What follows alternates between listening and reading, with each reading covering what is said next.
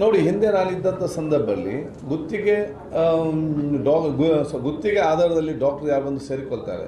ಯಾಕೆ permanent call for ಮಾಡಬೇಕಾದ್ರೆ ನಾವು ಕಾಲ್ ಫಾರ್ ಮಾಡಬೇಕು, ಇಂಟರ್ವ್ಯೂ ಕರಿಬೇಕು, ರೋಸ್ಟರ್ ಸಿಸ್ಟಮ್ ಮಾಡಿಕೊಂಡು ಬಹುಶಃ ಮತ್ತು ಅವ್ರಿಗೆ ಇದು 6-8 ತಿಂಗಳ ಪ್ರೋಸೆಸ್.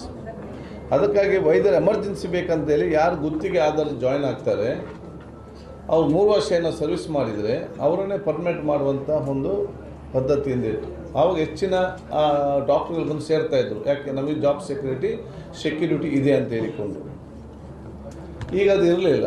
ಅದಕ್ಕಾಗಿ ಬಂದರೆ ನಾಳೆ ಏನಾದರೂ ಕೆಲಸ ಮಾಡ್ತಿದ್ರು 1-2 ವರ್ಷ, ಅಲ್ಲಿಗೆ ನೇರ ನೇಮಕಾತಿ ಆದರೆ ನೆಕ್ಸ್ಟಿಗೆ ಮತ್ತೆ ಅವನಿಗೆ ಅಲ್ಲಿ ಅವ್ನು ಬಿಟ್ಟು ಹೋಗಬೇಕಾಗ್ತದೆ. ಸೊ ಅವ್ರಿಗೆ ಯಾರೇ ಇರಲಿ ಅವರು ಜಾಬ್ ಸೆಕ್ಯೂರಿಟಿ ಅವರಿಗೆ ಇಂಪಾರ್ಟೆಂಟ್.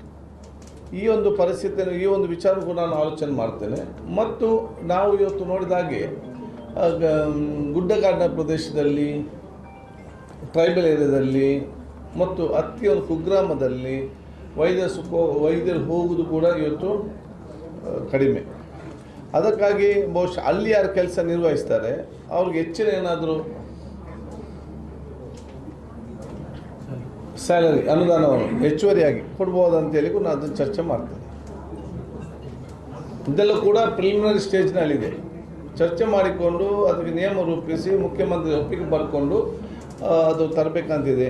ನಮ್ಮ ಉದ್ದೇಶ, ನಮ್ಮ ಸರ್ಕಾರ ಈ ರಾಜ್ಯದ ಜನತೆಗೆ ಅತ್ಯುತ್ತಮವಾದ ಒಂದು ಆರೋಗ್ಯ ಕ್ಷೇತ್ರದಲ್ಲಿ ಯಾರಿಗೂ ಕೂಡ ರೋಗ ಬರಬಾರ್ದು. ರೋಗ ಬಂದರೆ ಈ ರಾಜ್ಯದ ನಿರ್ಗತಿಕರು ಕೂಡ ಉತ್ತಮವಾದ ಚಿಕಿತ್ಸೆಯನ್ನು ನೆಮ್ಮದಿಯಿಂದ ಪಡ್ಕೊಳ್ಳುವಂಥ ವಾತಾವರಣ ನಾವು ಮಾಡಬೇಕಾಗ್ತದೆ. ಏನಾದರೂ ನಾವು ಸಿಸ್ಟಮ್ ತರದಿದ್ದಲ್ಲಿ ಅಡ್ಮಿಟ್ ಆಗುವಾಗ ಆ ರೋಗಿ ಮಾತ್ರ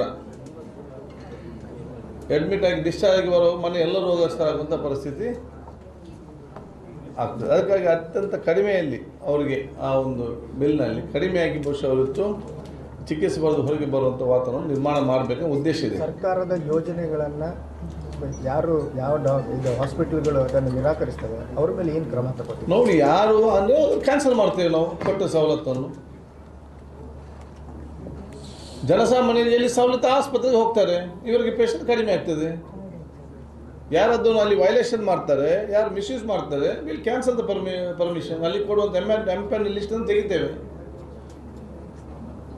ಈಗ ಹೆಚ್ಚಿನ ಆಸ್ಪತ್ರೆಗಳಲ್ಲಿ ಆಯುಷ್ಮಾನ್ ಅದನ್ನು ಎಲ್ಲೋ ಮಾಡ್ತಾ ಇಲ್ಲ. ಅದೇ ಈಗ ಎಲ್ಲಿ ಅಲವ್ ಮಾಡಿ ನೋಡಿ, ನಮಗೆ ಫೋರ್ಸಲ್ಲಿ ಅಲವ್ ಮಾಡಿ ತಗೊಳ್ಳಿ ಹೇಳಲಿಕ್ಕೆ ಆಗೋದಿಲ್ಲ. ಎಲ್ಲಿ ಅಲವ್ ಮಾಡ್ತೇವೆ ಅವ್ರು ಒಪ್ಪಿದ ಕಂಡೀಷನ್ಗೆ ಆ ರೀತಿಯವ್ರು ಮಾಡಬೇಕು. ಯಾರು ಒಪ್ತಾರೆ ಅವ್ರಿಗೆ ಜಾಸ್ತಿ ಪೇಷಂಟ್ ಸಿಗ್ತಾರೆ. Bangalore meeting tomorrow day after tomorrow. ನಾನು ನಮ್ಮ ಆಸ್ಪತ್ರೆಯಲ್ಲಿ ಫೆಸಿಲಿಟಿ ಇಲ್ಲವೇ ಇಲ್ಲ ಅಂತ ಹೇಳಿ ಕಳಿಸ್ತಾರೆ.